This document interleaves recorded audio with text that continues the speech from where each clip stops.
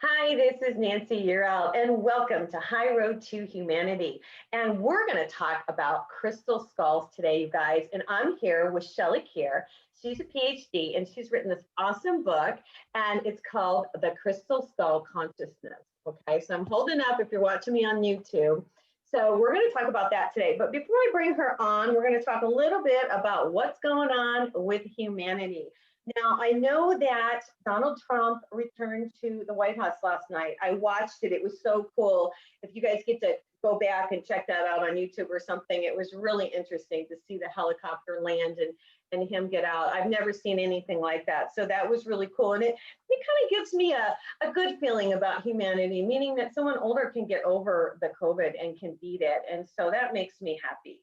So I wanted to throw that out there today. Also, I want to talk about the California wildfires. I'm looking at my iPad here this morning, and they've destroyed over 550 homes. This is really crazy. As fire crews increase, here's what it says, and I'm looking at Fox News right now. It says a wildfire burning in Northern California's famed wine country, this is so sad, has now destroyed over 550 homes, but officials said Monday they were hopeful as containment of the blaze increased overall. So it said, Cal Fire said as of Monday night, the glass fire that's burning in Napa and Sonoma counties has scorched some 66,000 acres and now is 41% contained. So I guess that's a blessing. But it says we've turned the corner on the fire as a whole, Cal Fire Division Chief Ben Nichols said during a briefing in Sonoma County. So they say there's over 2,700 fire personnel involved in this battle against the blaze. There's like 408 fire engines that have been deployed. This is just a crazy thing. So you guys, prayers for California and the wildfires there. That's just some crazy stuff going on. But let's move on. Let's talk about Miss Shelley. And before I bring her on, I'm going to give a little information. I've had her on the show before. She's a really interesting lady. They call her the past life lady. And I've actually had a past life regression with her, which is really cool. So if anybody wants to do that, she's the one to talk to. So first of all, let me just say, she is a PhD and she's known as the world's leading authority, one of the world's leading authorities on energy healing and mind, body, and medicine. And she's widely known as a leading expert on the healing properties of gems and minerals. She's also developed several energy healing modalities, including Edgar Cayce's Egyptian energy healing holographic mapping and the new Pythagorean, hopefully I'm pronouncing that right, healing method, among others.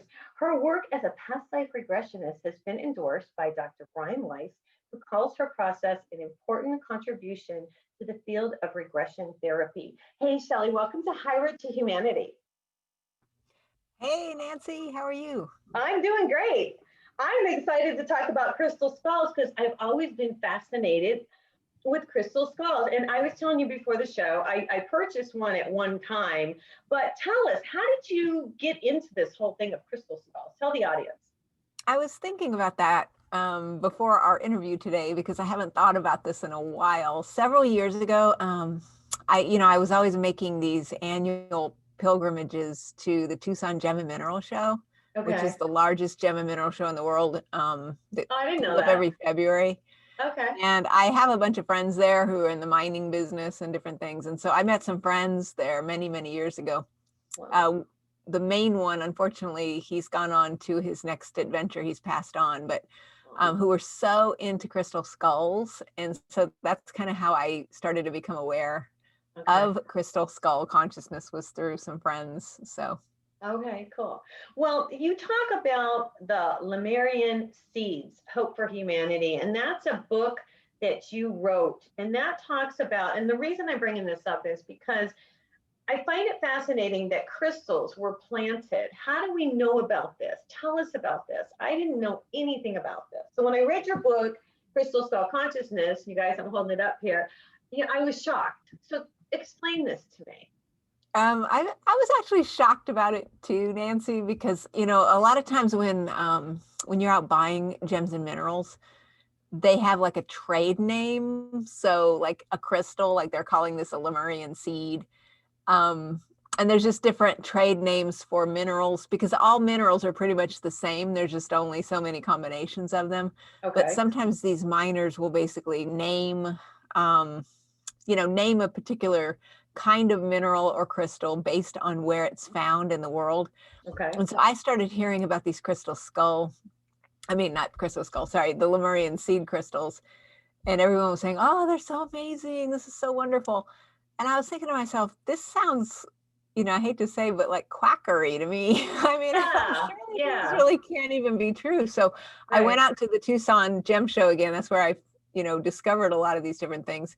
Okay. And my friends were like, we've got to go see these. We've got to go see these. They're amazing. They're the best thing since sliced bread. And I was like, I don't know. This sounds like nonsense. But I'm telling you, girl, I mean, the minute I touched these crystals, it was like I had a download. Well, I came home, I sat down, I locked myself in the room for a few days, and I wrote this book, kind of downloading it, called Lemurian Seeds, Hope from Humanity. So my understanding of these is that, I think of the Lemurians almost like interdimensional beings. Right. And for viewers and listeners, Lemuria, I do a lot of stuff for the Edgar Cayce Foundation. So Edgar Cayce, the world's greatest psychic, father of holistic medicine, really was one of the reasons why we even know about Lemuria right now, because he talked about a lot about Atlantis, right? The utopian society, right? Maybe more than just something that Plato was talking about, but that before Atlantis, Cayce described this place called Lemuria.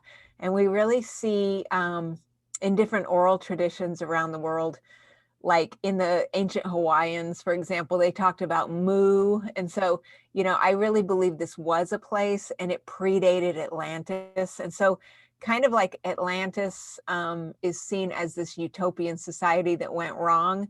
The idea that these Lemurians were here before the Atlanteans, and they were more maybe telepathic beings, very high frequency, loving energies that really, when you're talking about, earlier you talked about the state of the world, and Lord knows we need a lot of prayer and healing. So the Lemurians are almost like the model of what we would want to have for society, where we're just all getting that we're all one humanity, right, all loving each other. We all, honestly, we are one. I mean, we all want the same things. Well, and I picked that up on your book. There's a couple things I want to ask you real quick here. Now, I picked that up, that the Lemurians were more of a female energy. I thought that was interesting. Yes. And that they were how we would like to be, or how you and I would like society to be, humanity to be. But then I picked up that Atlantis, it went to their head. That's when the ego came in, and that's how they destroyed themselves, kind of like what we're doing right now, because the ego and everything's involved.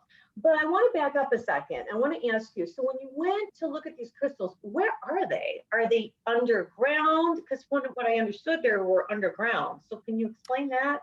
Yeah, the idea is that these interdimensional beings, the Lemurians, okay. Put these little tiny seeds and planted them in the ground in different places around the earth. And so, crystalline structure is a consciousness that is millions and millions of years old. So it would almost be like putting a little seed in the garden, but instead of like having flowers in the spring, let's say this spring doesn't occur until millions of years later. And so these crystals are starting to pop up. And so, just like we program our computers with crystals, these crystals, these interdimensional, lovely, amazing beings put their loving vibrational frequencies into the Lemurian seed crystals, so that when you emerge that crystal and then you hold it, it activates it, and then it's almost like it kind of just puffs out and sends a loving, healing vibration to all of the space around you. So are they on display? Is it a tour? I mean, how do you find these? People can find them at gem and mineral stores, metaphysical stores, and things like that. Where they go and they harvest them, I guess, is what I'm asking. Like, there's mines, right? Aren't there mines that they're mining these? Yes. No? Yes. Okay. All right. They are a specific crystal, though, and I see sometimes when I go out to these stores that, in my opinion, the things that they're saying are Lemurian seeds are not actually Lemurian seeds. How do you know, Shelley? How do you know if it's real? Yeah, it's a feeling. There's kind of there's different mineral elements inside different stones. Usually a Lemurian has a slight purple tint, Okay. not always. Okay. This could be colored by the element lithium, which is kind of what's in our batteries or in, lithium's in antidepressant drugs and things. So sometimes these Lemurian seeds have a slight purple tint to them, not always, but they also have these little striations, and it's more of just a feeling. I know that's kind of vague, but if you go to a really good metaphysical source, They'll have them. then they will have them. I think I have a couple right now, but what I do have are, Lemuria could have spanned from like Hawaii, maybe I sense it moving through Central and South America, Southern Arizona, Yeah, all the and way down to Peru. I But want to some talk of the about. other, Lemurians were over near Madagascar. And so right now on my website, I do have some unbelievable, amazing crystals, Lemurian crystals from Madagascar. They are not necessarily seeds, though. Seeds are just special. There's a consciousness in there. And then in the book Lemurian Seeds, I talk about like 10 different keys that are getting unlocked, which I don't remember off the top of my head. That's friends, okay. but We're going to talk about that. We're going to go to commercial break real quick. We have to. And then we're going to come back because I want to talk about where they are, the locations of okay. these. And then we're going to talk about the skulls and the locations of those. Okay, you guys, this is Nancy Urel. This is High Road to Humanity. I'm here today with Shelley Kaehr. Here's her book. I'm holding up. If you're watching me on YouTube, it's Crystal Skull Consciousness. This is High Road to Humanity. We'll be right back.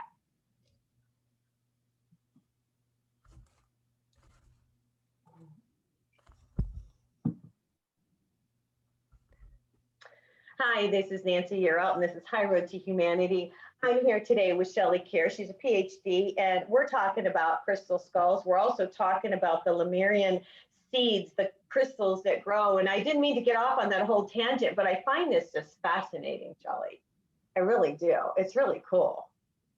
It is really interesting, Nancy. And the thing is that when we're talking about, it's a tool that we can use to shift consciousness, which is what we are all praying for. We really want to shift consciousness to something of a higher nature. And these are tools that can help us do that. Okay.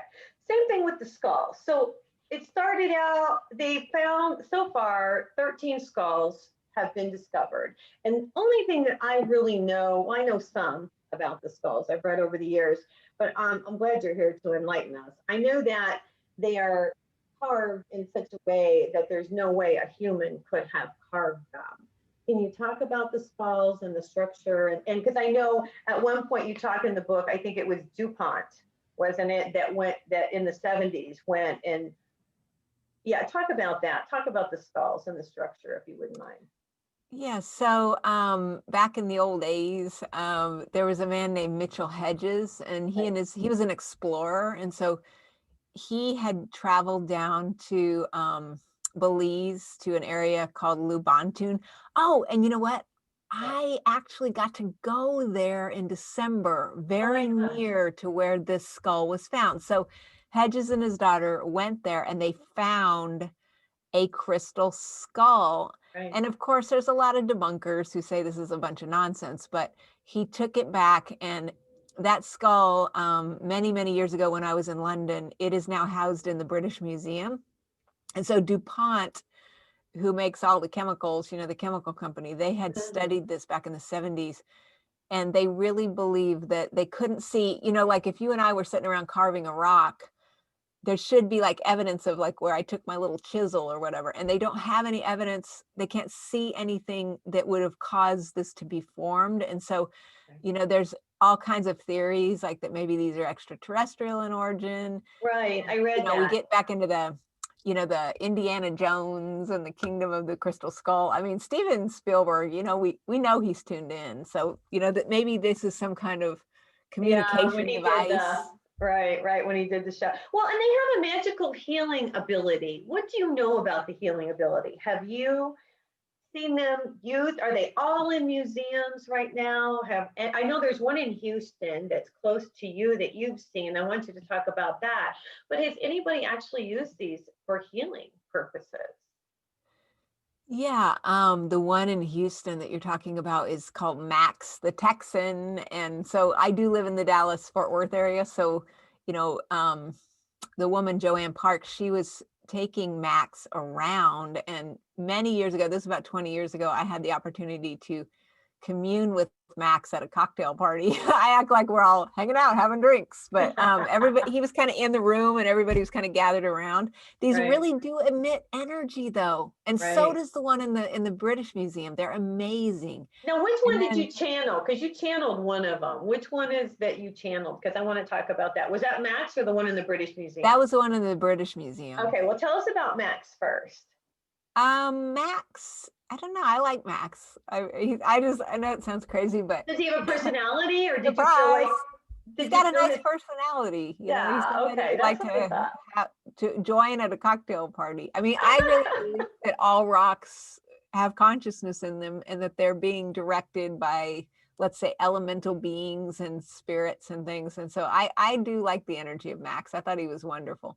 I don't know, I should have probably Googled this. I don't know if Joanne, the lady who owned him, I don't even know if she's still alive anymore, because she was fairly elderly when I met her, but I don't know who actually has possession of that. But if people want to Google it up, just look for Max the skull. He's cool. And then I was over in the UK many, many years ago. This is probably, I think it was 2006. Okay. So it feels like yesterday, folks, but apparently it was a while ago. And I was staying with friends who live in London, and I was just out kind of bebopping around during the day. And I've always wanted to see the British Museum, because I do believe I've had a lot of past lives in England, like a lot of people have. Oh. And so I was just blown away, though. I mean, this skull is in its encasement. You can sense the energy from it just walking. I can just walk through the door in the room where it's in. Now, are you an empath, Shelley? Are you an empath? I'm an empath. Are you an empath? Yeah. Okay. I am too. Okay. So as soon as because I would feel it. So as soon as you got kind of close, how far away were you before you could feel his energy? There was a different, you're moving through a museum through different rooms, let's say, and the minute you get into that display area, you just feel, I don't know, like a magnetic pull there. Okay. And then I was able to go in, get right up to, it was in glass, and just get very, very close to it. And so I just sat on a bench for a while and just started writing. And I wasn't expecting to write a crystal skull book, but it just kind of spoke to me. So I thought, well, okay. Well, and you had an experience, and I think this is really interesting. Do you mind talking about it? Like, I don't know if you remember it all, but you went down, like it showed you like different, where the crystals were, different things like that. Is that where you had that experience where? Yes. It kind of took me down underground. There's an idea that these beautiful beings, that the Lemurians are still with us. I talked also in the book about Mount Shasta. There's a whole bunch of people who believe that interdimensional beings are living in tunnels under Mount Shasta. And by the grace of God, I got to go there once, and I'm telling you, it's powerful there. And so there was just some aspect. I was sitting there with my journal. I always have a paper journal, and something just said, write this down. And it was just like, I just saw something just go whoosh, just like tunnel under the earth, where there's a whole, it's like another world. It would be like diving under the ocean. Only these beings are here. They're assisting us, and they are living under our earth. And so the skull was just kind of showing me all this. I know it sounds but it was just very healing, like just to be in the presence. Years ago, I think I talked about this also in this book. There was that beautiful lady Amachi. She's this Indian guru, and so I had the chance to see her. So she gives out Hershey kisses, and she just sends love and compassion to people. But again, I went, this was in Santa Fe, I went up to her, and you could just feel the energy from her, because she just exudes love. And these crystals are very similar, the crystal skulls. There's just a loving, supportive vibration that is incredibly powerful. And I know that they're here for a reason. They're here to assist us, because we can still, have the life that we want, everybody. I believe that. I believe we're going to get it. I still believe. I do too. I believe we're going to get it too. Well, and I believe that these skulls, like you say, are here to assist us. Now, you say, so the skulls are all connected, almost like a computer is what is believed. Is that right? And where's the mainframe? So the mainframe is maybe extraterrestrial, or is that what you think? Or what do you think about this, Shelley? Yes, there was 13 total skulls. And so it would be kind of like your fiber optic network or whatever, Yes. that all of them are kind of together. They're kind of, they're communicating together. That's my Right. noise for healing. But as flaky in some ways as it was, I did just finish watching the Harrison Ford, Crystal Skull Kingdom Oh, movie, yeah. that one, Indiana Jones one. Yeah. So people watch that. I mean, I know it sounds flaky, but there was a group of aliens that had these elongated skull heads and they sat in a circle. Right, It would right. I be like remember kind of that. like you and I sitting in a circle with other people. We're going to commune, we're going to kind of build on each Yeah. other's energy, and that Connection. together they're almost like a power source of some kind. I could see that happening for sure. I know exactly what you're talking about. I've seen the movie a couple times, mostly because I've always been intrigued with them too. Now, do you think there are more skulls? Oh, I'm sure there are. And do you think that they were planted like on ley lines, or even let's go back to the seeds? Were they planted on ley lines, do you think? Like where were they strategically placed? Almost like I feel like the skulls were strategically placed, right? Oh yes. Down that whole Lemurian energy is down in like Central and South America and stuff. And I Okay. was on a cruise in December. Thank you, Lord. I'm so grateful I was because gonna say obviously you we're went all on a stuck at home cruise. right now. I'm so grateful. And I Oh, got to go down into Belize, into the southern part of Belize, and okay. actually step out and see some of the really obscure pyramids, and one of which was very, very close to where they found this. This is a beautiful energy down there. It's amazingly powerful. There Beliefs. are no accidents. It's just like the ones over in Egypt, and they have some pyramids in Bosnia and things like that. We know that the ancient people, maybe with the assistance of extraterrestrials, they know exactly where these structures need to be put.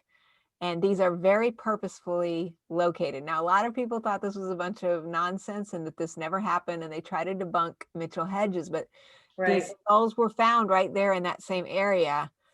There's absolutely no doubt that those things were there for a reason, and that just like the seeds, it seems to me that some extraterrestrial force must have planted them there specifically so that they could emerge when they were meant to. And again, just by being in the presence of some of these is really, really amazing. Wow. This might be the time that these are going to emerge. Maybe we'll talk about that when we come back from commercial break. Hey, you guys, this is Nancy Yearout. I'm here today with Shelley Kaehr. Here's her book if you're watching me on YouTube. It's called Crystal Skull Consciousness. You can pick it up at Amazon. Shelley, what's your website? My website is pastlifelady.com. People want to get in touch with you. You guys, pastlifelady.com. This is Nancy Yearout, and we'll be right back. All right. How interesting, Shell. Hi, this is Nancy Yearout, and we're back here with Shelley talking about the crystal skulls. Shell, you were saying that they're strategically placed, and the same thing maybe with the Lemurian seeds. So what do you think? Do you think that they're going to come to fruition now because we need them so much, humanity needs them? Or tell me what your thoughts are about that. I'm curious.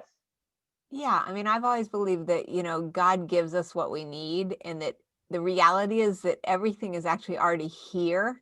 But Okay. because human beings can only hold, like in our minds, like 7 chunks of information at any given moment, then that's why we can still make new discoveries, because there's only so much we can observe. And so now that once we get to a certain place in our thinking, then we're able to observe the crystal skulls, we're able to observe the seeds, and more of these things will be discovered. Okay. There was an ancient, I've written some books about Hawaii, like the ancient Hawaiians as well. Mm-hmm. There was a story about these Hawaiians who were over on their islands when the first ships came over from England.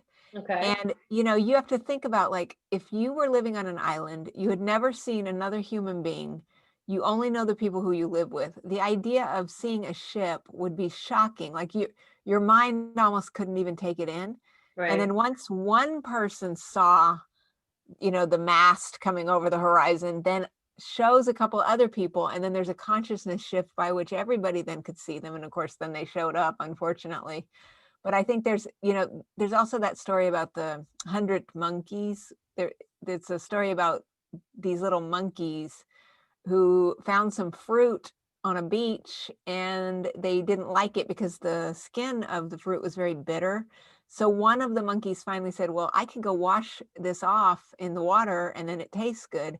And so once about 100 of them learn how to do that, then everyone learns how to do that. Right. And I think that there is something about the more of us observe these things, the more of us are, on the journey of waking up and realizing that we're connected to spirit, then the more of us will be able to wake up to these kinds of things. Right. I think it's fascinating. I'm so glad you wrote this. I mean, you guys, it's a small book, but gosh, it's just full of information. And some of the stories are really, really awesome. And I'm really glad you wrote it because it's, it's just interesting. So if we want to go out and get a skull, we go to the store, because I've had one before. Now after reading this, I want to go out and get another one because of the healing properties, because I want to work with that in that respect. And you give some exercises in your book about how to do this. Can you talk a little bit about that? How we can use them, like if we go out and buy, like how do we pick it? You said feel the energy. Don't look at how pretty it is. It's how it feels to you, right? Yeah, any kind of crystal, to me, it's more about how it feels to you than what it looks like. So you can even go to any regular metaphysical store, just any size of skull, pick it up, and you just hold it and just allow it to communicate with you. I really believe that even the ones in the metaphysical stores, because they're carved in that shape, right, they're still part of the consciousness of the original 13, and you're able to really tap into that consciousness just by the form of it. Just allow it to communicate with you, or maybe it's not going to give you a message. Maybe it's just going to send you energy, just like all crystals do, because they are being governed by these nature divas, and right. It's very, very powerful. Now, I've had somebody tell me recently, I said, I'm going to do this skull crystal show, Shelley. And this person said, oh, I had one and it had bad energy, so I threw it away. So are there ones that have bad energy? Is that possible? Wow, that's I've never thought about that. That sounds interesting. I know. Back in the days when we could all get together personally, I like to sell rocks and stuff at metaphysical shows. Yeah. So I'm really fascinated by, like, when I'm sitting around selling rocks, just watching people interact with different stones, because people get different vibes off of different stones and stuff. Right. So when I'm hearing that this had bad vibes, I'm thinking either it was shocking because the healing was like, sometimes if healing's real strong, it feels, oh my gosh, it feels maybe scary. And or it could be, the other thing that's floating in is, all objects have energetic cords between the object and the prior owner. So there could be something to that as well. Like maybe this is just vibes from the other owner. Okay. So in terms of crystals, there's ways to purify them by putting them in the ground. You can bury them if it's really bad. You can smudge them, send energy healing to them, like Reiki and other modalities that people do. So there's ways to clear them. But then after the clearing, I guess if it's just not working, then I guess get rid of it. Get rid of it. I was going to ask you on the clearing. I've always been told put my crystals outside in the sun, wash them and put them out in the sun. Is that something that you do as well? Absolutely, yes. Okay, cool. I've got some big crystals behind me today. I don't know if you can see them. I'm really into the crystals. I met this guy, and he's at the Albuquerque Gem and Mineral Show, and he had all these really cool, gigantic crystals from Arkansas. And I picked up some of those from him, and it's been kind of interesting. I've had them for a long, long time, but I place them like you're talking about. I place them strategically in my home. By the television to get rid of the negative energy, that type of thing. You know what I mean? So I use rocks in that way, like the rose quartz I'll put in the bedroom. So I have different ones that I put in different places. Do you do that type of thing as well? Oh, yes. Yes. Yes. Well, and one of my favorite, and I want to ask you about this since we're talking about the crystals today, is selenite. And I have a piece right here in my hand. I have selenite by my bed. I put it under my pillow. It's in my mattress. It's in the corners of my house. Talk about selenite, Shelley. I adore selenite. I was gonna look over here because I have a piece here. I have pieces all over the house. Selenite. I had written another book called Stones of Light. So selenite is a stone of light. It brings light from source, energy, spirit down into the energetic bodies. It is so wonderful. It I opens know. up your energy centers. And selenite has, it's one of the few stones that has kind of a magical quality about it, because usually when you're holding stones, they can kind of pick up, vibes, maybe good or bad vibes. But Mm-hmm. selenite does not absorb vibrations from external sources. So that's why it's perfect. Like if you have one of the wands, you can lay it. I do. I do. Oh, good. Lay it on the Yeah. torso. It opens up all the chakras, Right. raises your frequency. And then you could also, like, let's say you have the wand, you could lay it down and put other stones on it, and it will Right. clean them. It's amazing. Oh, it cleans them. Okay, now here's what I do, and I want to know if this is proper. I have a couple wands, and I just scan my whole body with it, and I do my crown chakra, and then I tap it on the wood floor to ground it out, and that's how I clear it. Is that right? That's That's right. wonderful. Okay, that's what I do. That's exactly. You guys, if you don't know, selenite, and this is just a small piece. Actually, this was in the washing machine because I stick these in my jean pockets when I go out because I'm an empath. It kind of protects me from negative energy.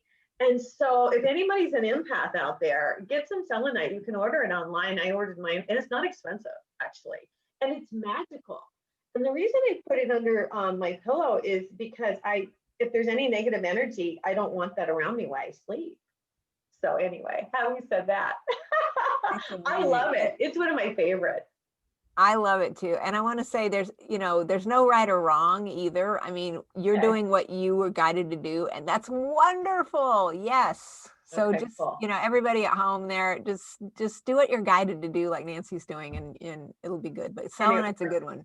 Now the crystal skulls, they have the healing power too, but how are they different than, say, for example, the selenite? Because they're connected to a higher source as well, right?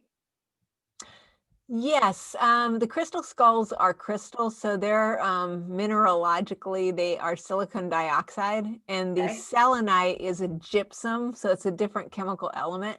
Okay. But it has to do, like, all crystals have the ability to transmit information, let's just say, as we know, because we put them in our computers. Likewise, they're transmitting information from source through the body just by laying them, holding them in the hand. No matter what they are, right? Yes. Okay. It's a different vibe, I don't know, but it's also a good vibe, Well, the ancients, I mean, the Atlanteans, and they knew the power of the crystals, just like we use them in computers and our watches, and people don't realize, in our phones and all this kind of thing.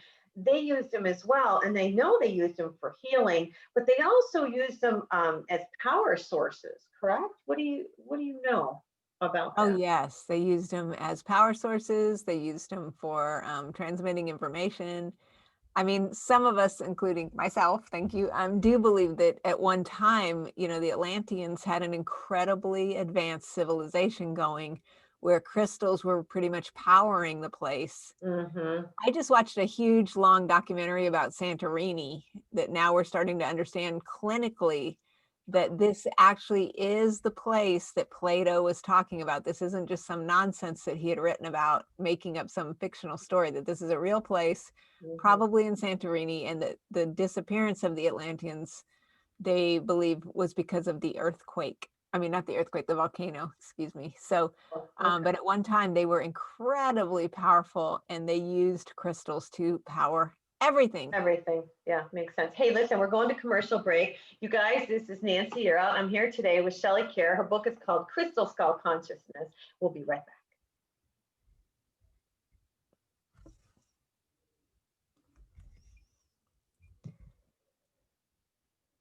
Hi, this is Nancy Kaehr, back with Shelley Kaehr, and we're talking about crystals.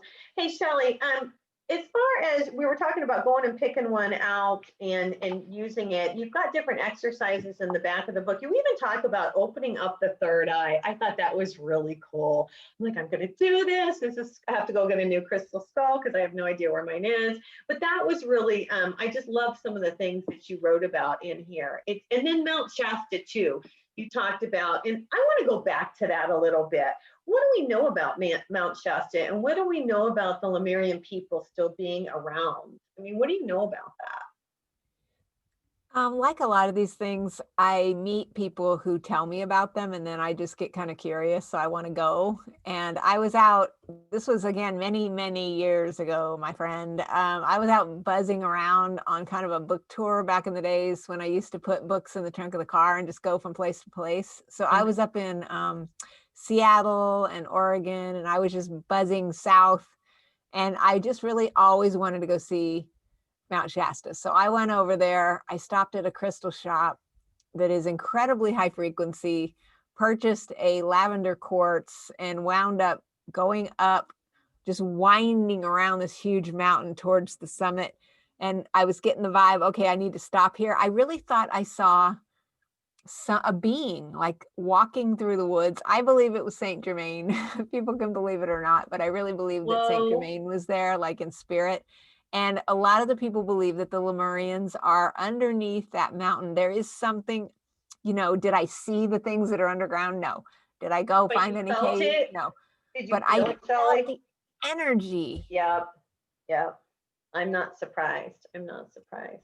You're gonna have to write a book about it. I've thought about it. Yes, it's on the list. So we'll get to it one of these days. But yeah, I believe they're there.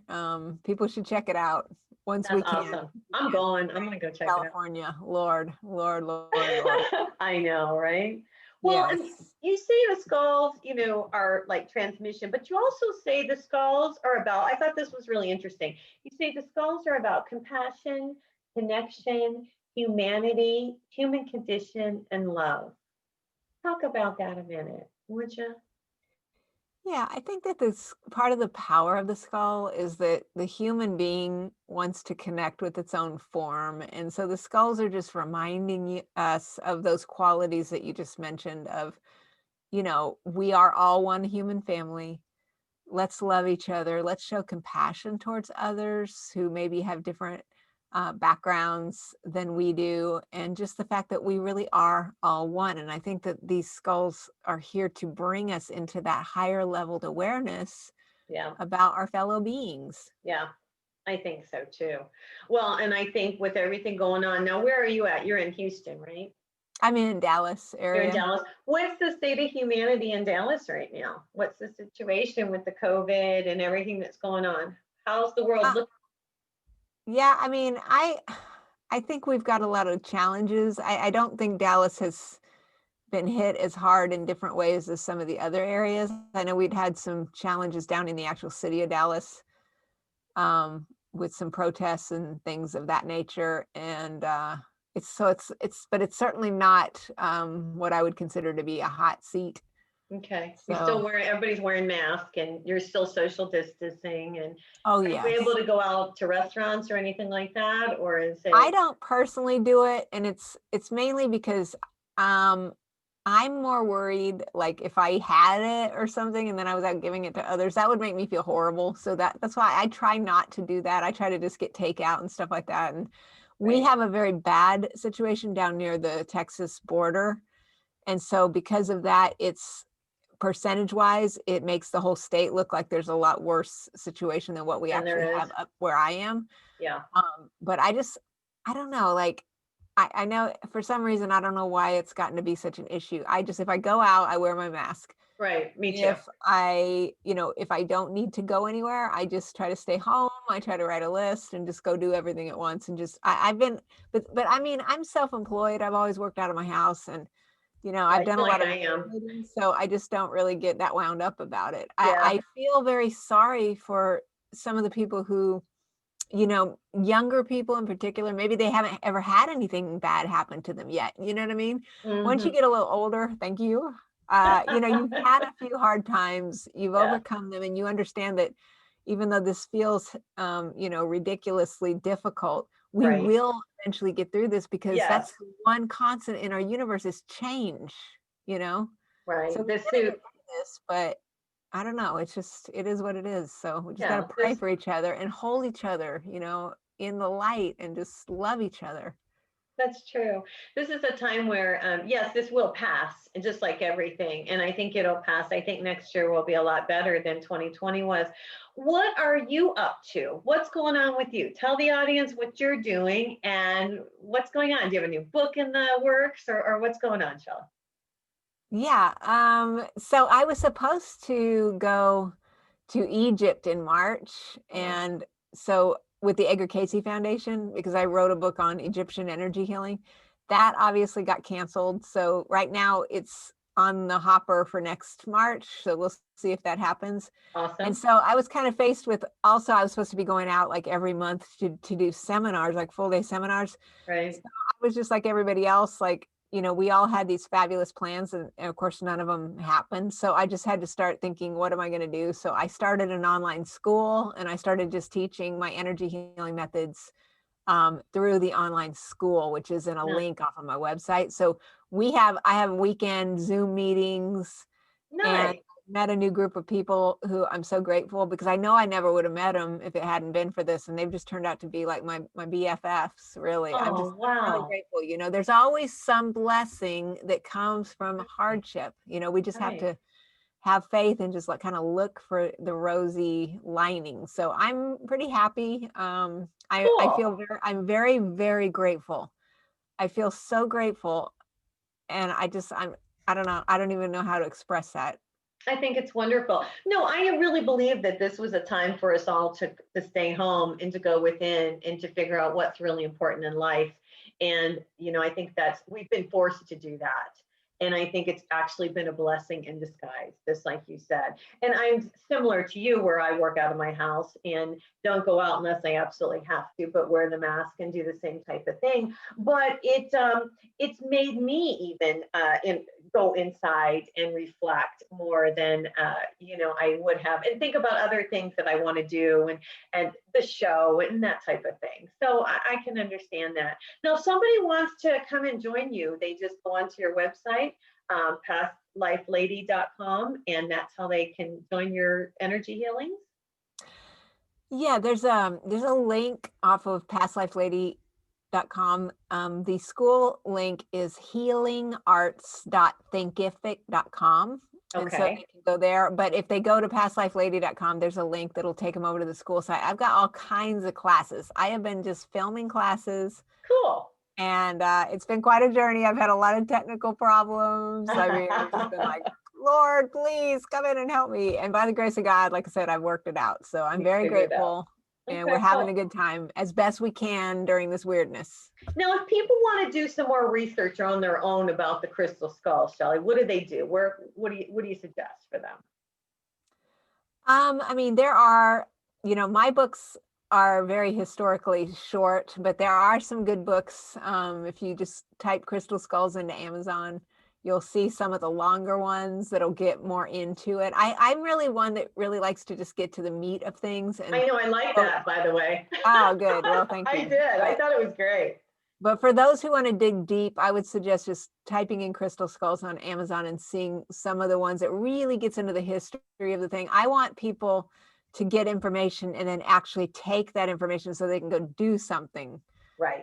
But if you want the history of it, it is really fascinating. So I would go check out some of those other books as well. All right. And if they want to go pick out their own skull, they just need to feel it and make sure it feels good. And then, you guys, in the back of her book, she's got a few different exercises to work with the skulls. So that's really interesting stuff. Gosh, Shelley, thank you so much for coming on today. I hope you'll come back and talk more about the crystals, because you've got so many books that you've done on gems and minerals, just like you said, with the Edgar Casey Foundation, with your energy work with them, with the minerals, correct? Didn't you do some work with them, you said? Yes. And Yeah, I've got Edgar Casey's Sacred Stones yes, and Edgar cool. Casey's Guide to Gemstones that came out in 2005. And Wow. so, All right. yeah. Well, we're going to have you back. We'll have you back to Yay, I talk about can't wait. that. That'll be great. Hey, you guys, definitely pick up this book, and we're going to let you go for today. But Shelley, thanks for coming on. I appreciate it. Thank you so much, Nancy. It's been a joy Okay. as always. Thank you. And you guys, it's called Crystal Skull Consciousness by Shelley Kaehr, PhD. This is Nancy Year Out. This is High Road to Humanity, and we will see you next week. Take care.